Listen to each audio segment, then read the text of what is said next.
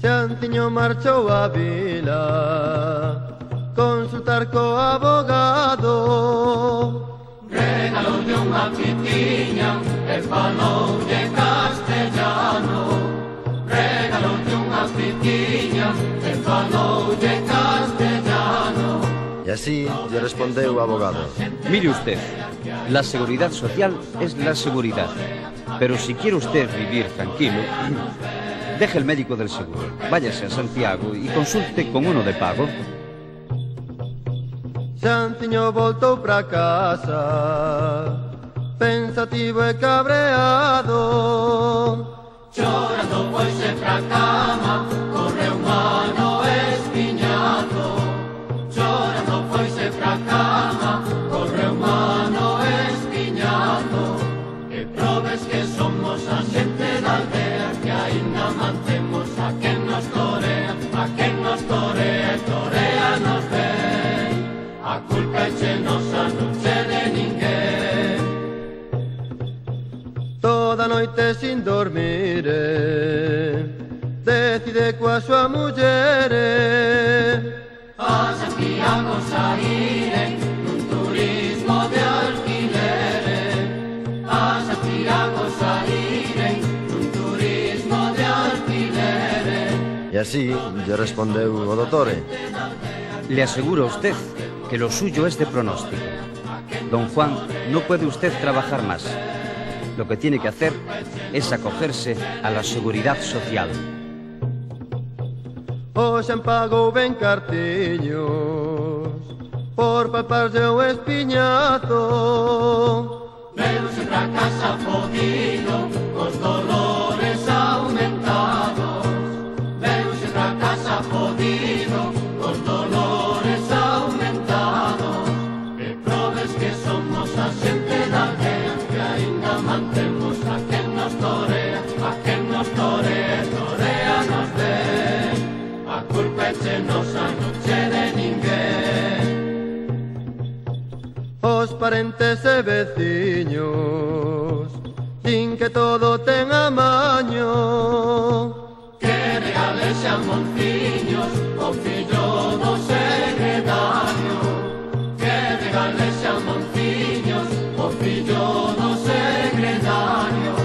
Y así le respondeu o fillo do secretario. La cosa no está nada fácil. Le aseguro a usted que los tiempos están muy malos. Pero por lo que se ve, miraremos y haremos lo que se pueda. Recolleron yo xamos e votou coa esperanza. Que lle deran a razón dos males da súa espalda. Que lle deran a razón dos males da súa espalda. Que probes que somos a xente da aldea, que aínda mantemos a quen nos torea, a quen nos torea, torea nos ven. A culpa é che nosa, non che de ninguén. Pasaron logo 2 anos e o xa non sabe nada. O dos dereitos humanos é todo unha trancallada. O dos dereitos humanos é todo unha trancallada. E probes que somos a xente da aldea, que aínda mantemos a quen nos torea, a quen nos torea, torea nos ven. A culpa é che nosa, non che de ninguén. Recording is on.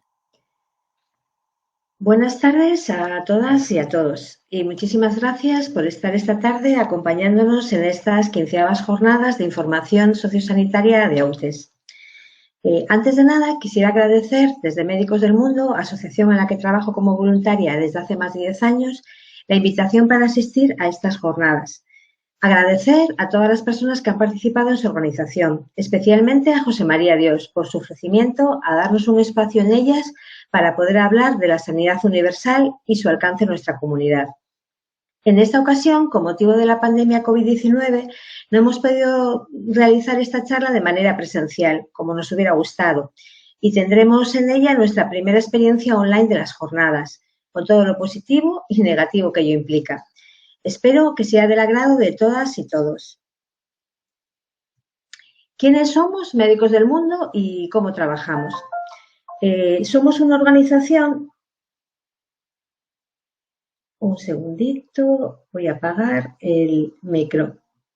Vale. Médicos del Mundo somos una organización humanitaria, internacional e independiente, formada por profesionales y voluntariado, que juntos trabajamos desde hace más de 30 años por hacer efectivo el derecho universal a la salud, salud física, psíquica y social, intentando siempre trabajar con un enfoque de derechos humanos, género e interculturalidad, facilitando que las personas que están en riesgo o en situación de exclusión social tengan un acceso equitativo a los servicios sociosanitarios. Defendemos la salud como un derecho fundamental, tal como lo recoge la Declaración Universal de Derechos Humanos y otros tratados internacionales firmados por España. Creemos que es responsabilidad de los gobiernos el garantizar el acceso a la atención sanitaria de calidad de todas las personas, independientemente del tiempo de estancia en el país, de su situación administrativa o de su nivel económico. Defendemos un sistema nacional de salud que ponga en su base una atención primaria y una salud pública fuertes, potentes, contrariamente a las actuaciones realizadas en los últimos años, en las que, como ha quedado descubierto en la pandemia, se ha ido disminuyendo la inversión realizada tanto en la atención primaria como en la salud pública. Defendemos una atención primaria en la que se realice prevención y promoción de la salud, no solo atención y curación de las enfermedades, y en las que se tenga en cuenta para ello los determinantes sociales de salud, vivienda, trabajo, educación, situación económica, determinantes que han sido y son claves en el momento actual para controlar la pandemia COVID-19. Apostamos por una cobertura sanitaria universal que ofrezca a todas las personas, estén en situación administrativa regular o irregular, el acceso a la asistencia sanitaria, garantizando a la vez el tratamiento y medicación independientemente de sus recursos económicos. ¿Qué es la sanidad universal? Pues bueno, pues según la definición de la Organización Mundial de la Salud, de OMS, los sistemas sanitarios universales son aquellos en el que todas las personas pueden utilizar los servicios sanitarios de prevención, curación, paliativos, asegurando que su uso no exponga a sus usuarios y usuarias a dificultades financieras. Creo que con esta definición, a todas y a todos nos viene a la mente esos copagos farmacéuticos o otro tipo de copagos que se dan muchas veces en nuestra sanidad pública y que ponen en riesgo a la población más vulnerable, entre las que se encuentran nuestros mayores. ¿Por qué, como Médicos del Mundo, creemos que son necesarios los sistemas de salud universales? Bueno, primero deberíamos decir que por justicia. El derecho a la salud está recogido, aparte, como hemos dicho antes, en la Declaración Universal de Derechos Humanos, está recogido también en otros, digamos, pactos o documentos internacionales firmados por España. Pero no solo por ello. Según muchos estudios, los sistemas sanitarios que son sostenibles, hablando desde el punto de vista económico, lo son gracias a que son universales, no a pesar de ello. Los sistemas sanitarios públicos inclusivos, que incluyen a todas las personas que habitan en ese territorio, y basados en impuestos indirectos, son los más rentables y eficientes. Recordemos que en nuestro país la cobertura sanitaria es pagada por fondos públicos que provienen de esos impuestos indirectos que pagamos todas y todos, incluidos migrantes sin papeles, impuestos indirectos que vienen de la compra del pan o de un ticket de bus. Muchas veces tenemos la creencia errónea que la sanidad viene de lo que nos descuentan en la nómina. No es así, no viene de lo que nos descuentan en la nómina, sino viene de esos impuestos indirectos, de ese IVA que pagamos con todas las cosas que compramos a lo largo del día. Además, la cobertura sanitaria universal está ligada a la mejora de la salud de la población, mayor esperanza de vida, a la mejora de la economía de esa población y también va a producir cohesión social, que es muy importante. ¿Cuándo desaparece en nuestro país la sanidad universal? Bueno, a principios del 2012 España tiene una cobertura sanitaria universal y una sostenibilidad del sistema público de salud reconocida por muchos países. El principio de universalidad estaba basado en el principio de ciudadanía y residencia en el territorio. Cualquier persona que residía en ese territorio tenía cobertura sanitaria sin ningún tipo de copagos. Con la aprobación ese año del Real Decreto 16/2012 se provocó un cambio de modelo de la sanidad, pasando de un modelo de asistencia universal a un modelo de afiliación o aseguramiento. Aparecieron entonces las figuras de personas aseguradas y beneficiarias. A raíz de la puesta en marcha de esta norma, solo las personas reconocidas como aseguradas o como beneficiarias tenían derecho a la atención sanitaria pública y quedaron excluidas de ella la población inmigrante en situación administrativa irregular y otro tipo de poblaciones. Con algunas excepciones, había algunas excepciones a esta norma que le llamaban situaciones especiales. Menores embarazadas en cuanto a atención al preparto, parto y posparto y atención a urgencias.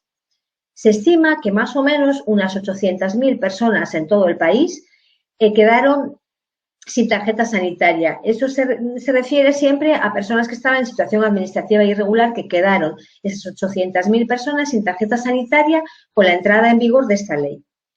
El tema del turismo sanitario se utilizó y se utiliza aún para justificar ese Real Decreto, cuando todas y todos sabemos que no tiene nada que ver con las personas migrantes sin papeles. El turismo sanitario lo realizan normalmente personas del norte de Europa, de un nivel socioeconómico alto y sin dificultades de residencia en España.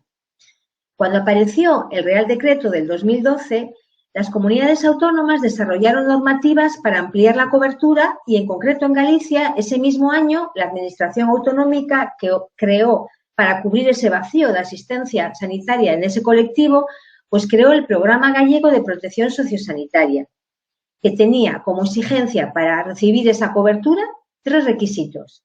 Primero, el empadronamiento de más de 180 días, 6 meses. Segundo, el no tener acceso por otra vía a la asistencia sanitaria. Y tercero, el no tener ingresos. Posteriormente, en 2018, apareció el Real Decreto 7/2018, el que tenemos ahora. Fue un intento fallido de devolver la universalidad al Sistema Nacional de Salud. En la declaración de intenciones de ese Real Decreto estaba el recuperar los derechos arrebatados de la anterior normativa y recuperar el modelo de asistencia sanitaria vinculada al principio de ciudadanía o residencia.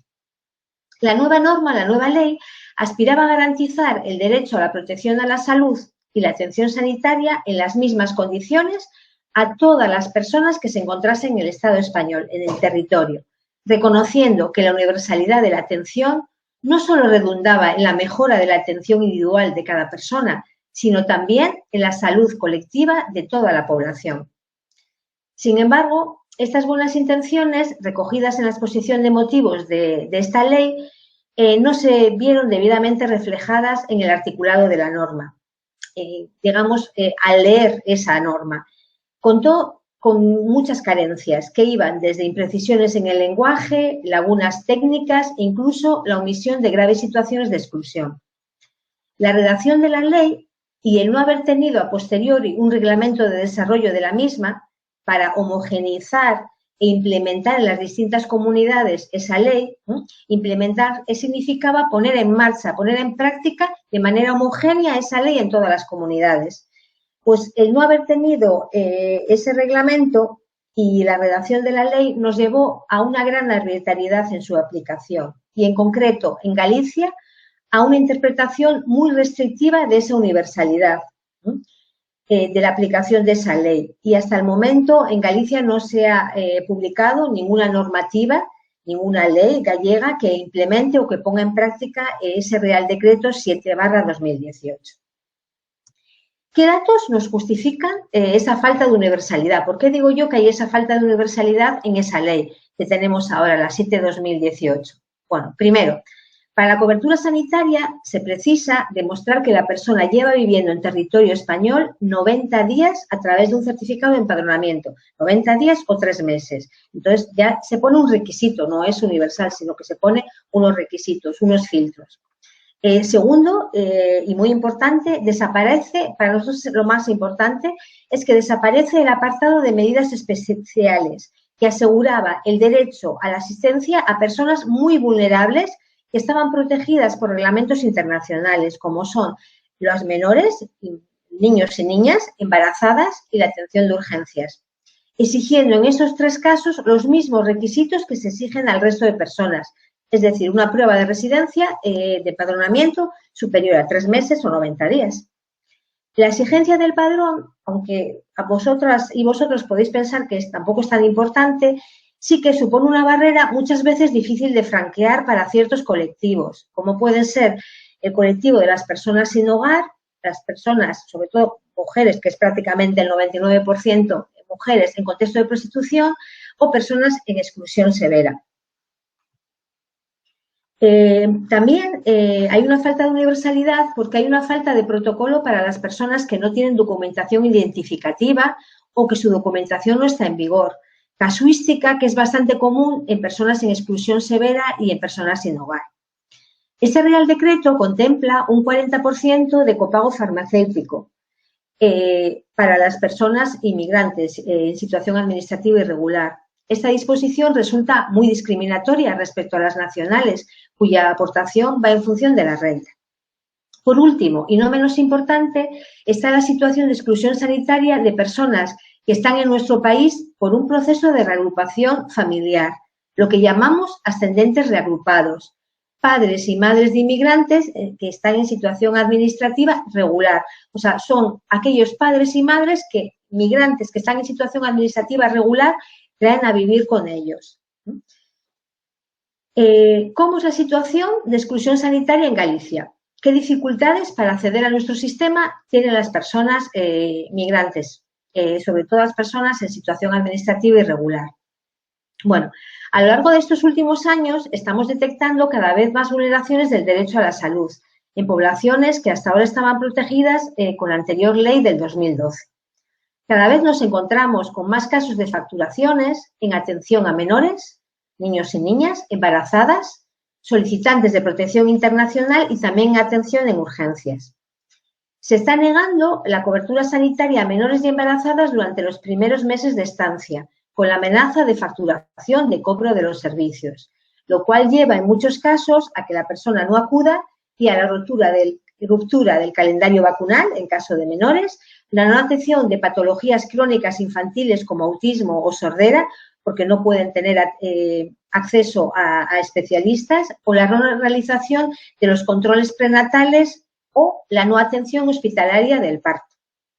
Se está negando la cobertura sanitaria y farmacéutica a patologías crónicas como diabetes insulinodependiente, enfermedades cardiovasculares, enfermedades de salud mental o incluso casos de cánceres. En los últimos 2 o 3 meses vimos en Médicos del Mundo 3, en concreto mujeres, con distintos tipos de cáncer digestivo, ginecológico, que no pudieron ser atendidas, porque se les bloqueaba por no tener tarjeta sanitaria, no tener cumplido los 3 meses de empadronamiento.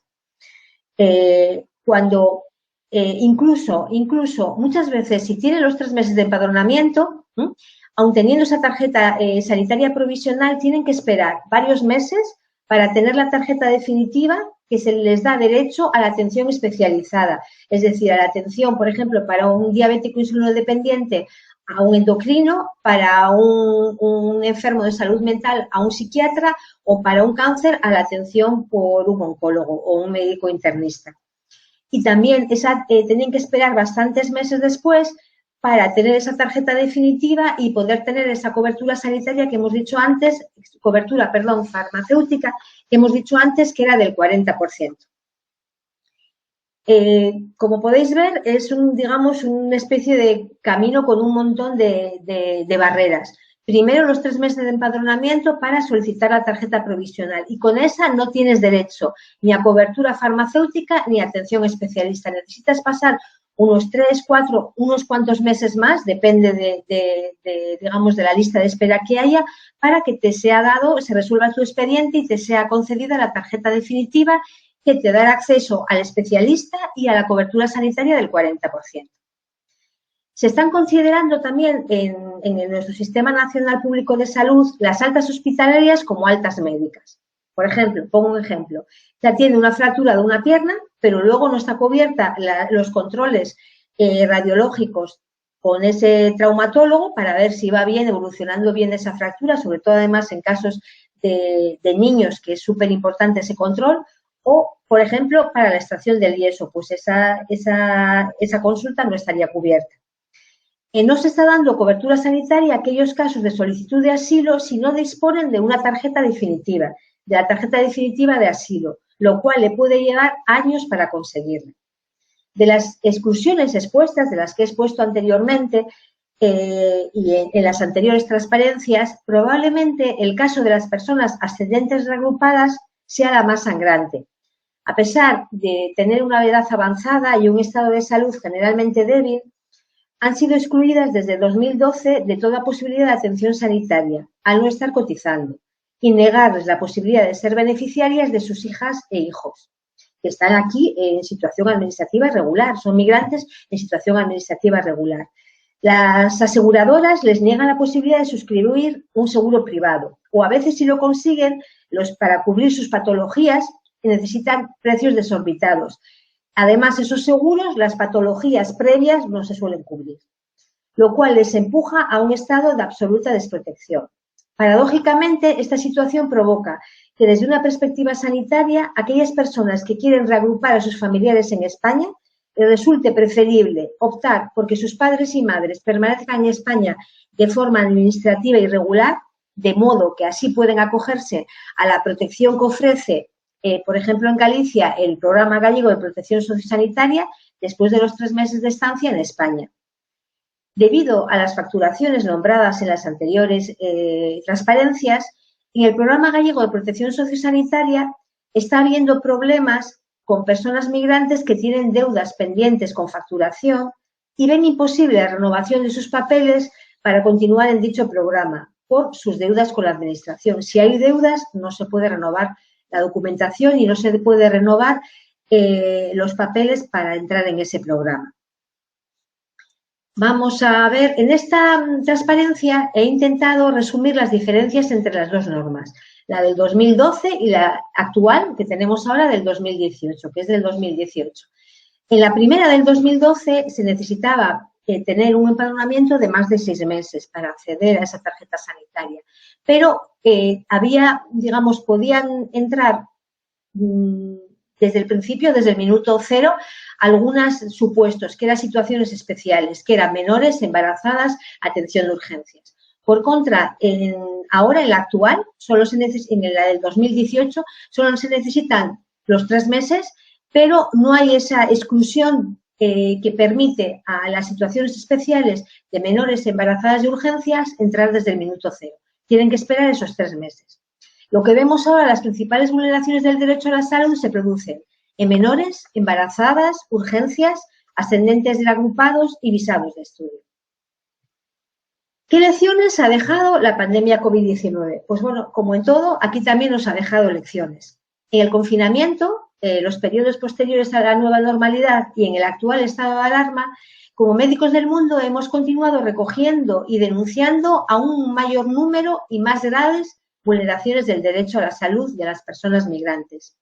Personas que llegaron a nuestro país huyendo de crisis humanitarias graves, resultados de combinación de inestabilidad política, violencia, desigualdades sociales y pobreza subyacente. Sobre todo migrantes de Venezuela, pero también de Colombia o Brasil, entre otros países. Atendimos y recogimos muchísimas vulneraciones del derecho a la salud, sobre todo durante los primeros meses de pandemia. Migrantes en situación administrativa irregular y sin tarjeta sanitaria que vieron restringidos, en muchos casos, su acceso a la realización de pruebas de detección de infección COVID-19 o al seguimiento de la misma en caso de ser positivos. Algo que en teoría no debería suceder, ya que dicha infección entraría dentro del programa de vigilancia epidemiológica, salud pública, y por lo tanto su atención debería darse en las mismas condiciones que a las personas que tienen tarjeta sanitaria, pero sin embargo ha habido casos, y no precisamente pocos. Con la pandemia COVID-19 se ha ratificado la necesidad de que la salud debe ser un derecho fundamental. La salud no solo se ha visto como motor de cohesión social, sino también como motor económico. Eso lo estamos viendo todos los días. Ha quedado al descubierto la importancia y la necesidad de inversión en esos servicios fuertes de atención primaria y salud pública que comentábamos, que deben de ser la base de nuestro sistema sanitario. La pandemia ha puesto también en evidencia la brecha digital en el acceso a los servicios sanitarios de esas personas más vulnerables y con menor acceso a esas herramientas digitales, entre las que se encuentran nuestros mayores, pero también las personas que están en exclusión severa. Herramientas muchas veces imprescindibles para una solicitud, por ejemplo, de una consulta médica, para renovar recetas o el mismo seguimiento de la infección COVID cuando estoy aislado en casa. No solo barreras telemáticas, sino también dificultades de acceso por saturación de líneas telefónicas. Por último, creemos que es importante alertar a la Administración Sanitaria de las grandes dificultades que presentan las personas en situación de exclusión social, que tienen esas dificultades para poder cumplir las medidas de prevención frente a la COVID. Dificultad para la compra de mascarillas por su precio o por la imposibilidad de realizar cuarentenas en caso de contactos o de realizar aislamiento en caso de ser personas infectadas por las características de las viviendas donde residen, en las que en muchos casos viven más de una familia en condiciones de hacinamiento. Situación más extrema aún es la de la persona sin hogar de nuestra comunidad. Dificultades, todas ellas que pueden poner en riesgo su salud individual y también nuestra salud colectiva. Tenemos que recordar, es la salud individual de estas personas que están en riesgo o en situación de exclusión social, pero también nuestra salud colectiva. Me gustaría introducir en esta charla una pequeña visión de los prejuicios y falsos mitos que tiene muchas veces nuestra sociedad ante las personas sin papeles, en situación administrativa irregular.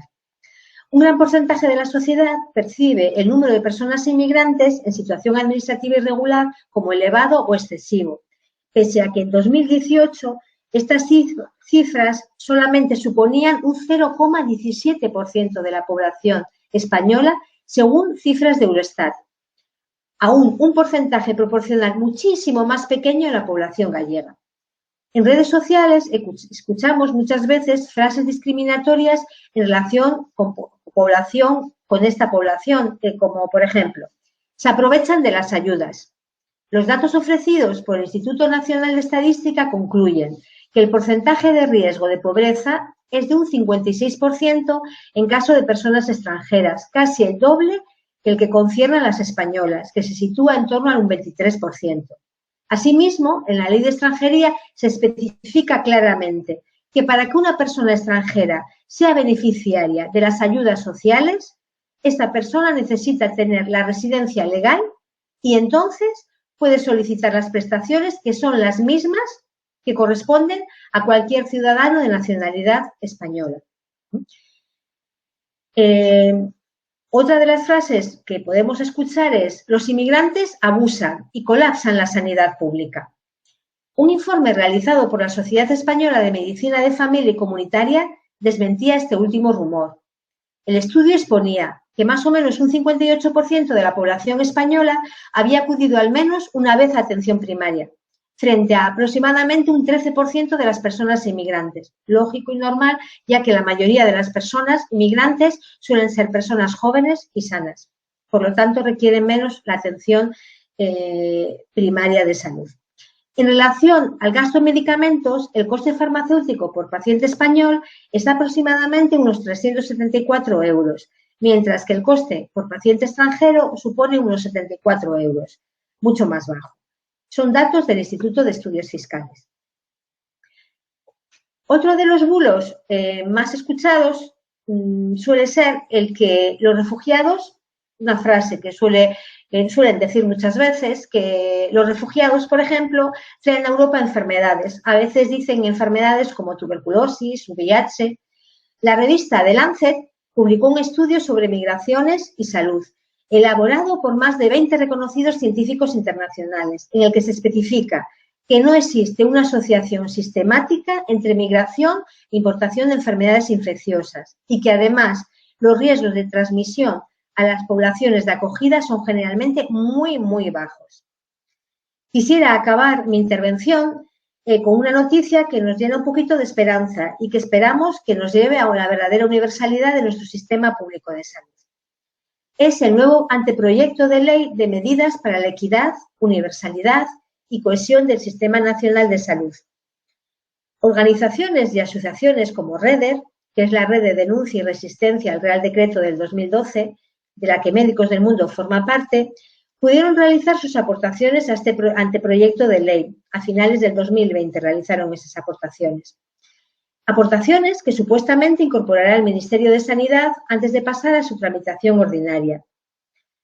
Esta nueva norma tiene como objeto garantizar la homogeneidad y la efectividad del derecho a la protección a la salud en todas las comunidades autónomas, y ampliar los derechos de las poblaciones que actualmente no están incluidas. La experiencia acumulada en la aplicación del Real Decreto 7/2018 mostró que es necesario realizar modificaciones para evitar las interpretaciones restrictivas y resolver las exclusiones que se están viviendo en la actualidad.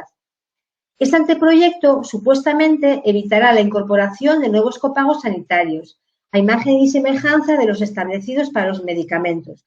Por ejemplo, copagos que pueden darse en prestaciones en que hasta ahora no están impuestas, pero pueden ser copagos, por ejemplo, en atención al transporte sanitario no urgente, en los productos dietoterapéuticos o en los productos ortoprotésicos. Si se diesen esos copagos, se incrementarían las cargas financieras de las familias y aumentarían las desigualdades sociales en la salud, afectando especialmente a nuestros mayores y también a la población en riesgo en situación de exclusión social, que además ha sido la más duramente castigada por la pandemia COVID-19. También en este nuevo anteproyecto se modificaría el Fondo de Garantía Asistencial, fondo fuera del presupuesto de los presupuestos generales del Estado, con el objetivo de hacer viable su desarrollo reglamentario para poder cubrir los desplazamientos de las personas titulares de derecho entre comunidades. Es decir, las personas titulares de derecho son aquellas personas que pueden encontrarse enfermas y para cubrir esos desplazamientos de esas personas entre comunidades autónomas de nuestro sistema público de salud, garantizando así la cohesión y la equidad del mismo. Es decir, nosotros como Comunidad Autónoma de Galicia tenemos un presupuesto X para sanidad. Pues fuera de ese presupuesto va a haber ese fondo de garantía asistencial que lo va a cubrir el Estado y que ese fondo de garantía va a servir para esos desplazamientos entre esas personas, entre las distintas comunidades o ciudades autónomas. ¿Vale? Además, Reder ha hecho también otras recomendaciones a este anteproyecto de ley, expresando que la ley tendría que ser muy concisa y muy clarita, con un reglamento de desarrollo que facilite la inclusión. Por ejemplo, que el permiso de residencia no se vincule solamente al empadronamiento, que a veces es tan difícil de demostrar en ciertos colectivos como había comentado anteriormente. Que el reconocimiento del derecho a la salud para todas las personas vulnerables sea una realidad cualquiera que sea su circunstancia, incluyendo en ellas a las personas reagrupadas. En este caso, en las personas reagrupadas hay muchas sentencias judiciales que van en esta dirección, en que deben de ser unos sujetos de derecho para que esa cobertura sanitaria universal se dé en ellos. Para Médicos del Mundo y las otras organizaciones integrantes de Reder, es de vital importancia el que se realice un gran pacto por la sanidad universal, para que ésta no dependa de los diferentes colores políticos que van a pasar por los diferentes gobiernos a lo largo de los años en nuestro país. Finalmente, quería agradecer la atención a todas y todos los que estáis en esta charla y también quería dar paso al debate. Y mientras esperamos las preguntas por el chat, les voy a proyectar un pequeño vídeo de 1 minuto más o menos de duración de nuestra campaña sobre la sanidad universal.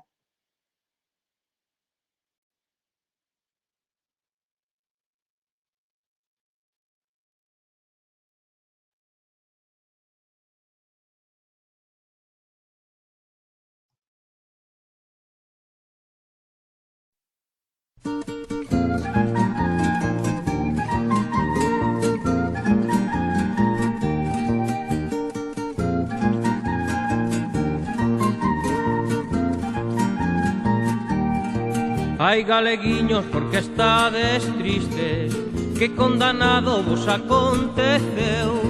Ai, galeguiños, porque estades tristes, que condanado vos aconteceu. Autonomía que caeu nun pozo e de un suspiro e despois morreu. Autonomía que caeu nun pozo e de un suspiro e despois morreu. Ai, meus amigos, tanto hai que oír. Unha cousiña predicar e outra cousiña repartir. Imos cantar, non chorar, imos non rir. Unha cousiña predicar e outra cousiña repartir. Imos cantar, non chorar, imos non rir.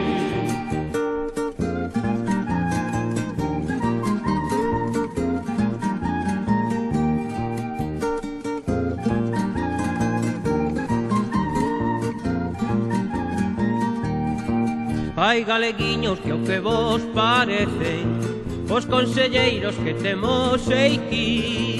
Hai galeguiños que ao que vos parece os conselleiros que temos aquí. Fanos ver branco onde soy e negro son unhos artistas este o conto bello. Fanos ver branco onde soy e negro son unhos artistas este o conto bello. Ai, meus amigos, canto hai que oír. Unha cousiña predicar e outra cousiña repartir. Imos cantar por non chorar, imos no rir. Unha cousiña predicar e outra cousiña repartir. Imos cantar por non chorar, imos no rir.